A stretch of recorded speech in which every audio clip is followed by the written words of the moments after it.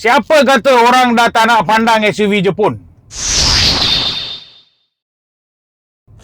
Bersama kita hari ini ialah Mitsubishi X-Force baru yang dalam masa sebulan saja diorang dah jual 1000 unit. Jom tengok 5 sebab kenapa Mitsubishi X-Force ni laku keras. Nombor 1, design memang win. Okey, dia stylo, modern dan paling penting dia original. Dia tak cuba copy design Eropah ke orang putih ke, tak ada. This is 100% original.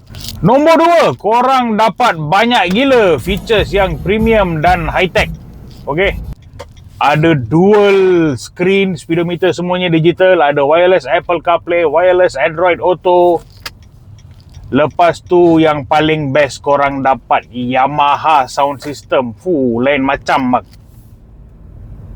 Dan ciri-ciri ADAS safety semuanya ada.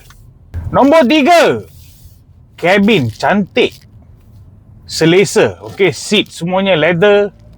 Lepas tu finishing depan yang macam ala-ala kain denim ni memang rare lah. So memang cantik dan selesa. Dia punya refinement pun best. Senyap je kabin. So yes, kabin yang agak mantap. So, nombor 4, Mitsubishi X-Force ni dia memang perfect untuk Malaysia lah. Okay, korang tahu kenapa? Ada 4 driving mode. Normal untuk normal condition, wet kalau hujan jalan basah letak je wet, mud kalau nak masuk tiba-tiba jalan kampung dah berlumpur teruk kan, masuk je mud, dan gravel untuk jalan-jalan kampung.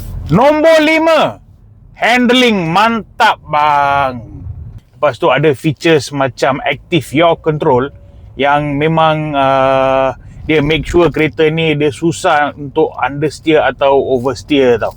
Jadi tak hairan lah Mitsubishi X-Force ni laku keras. Tak percaya korang pergi test drive sendiri.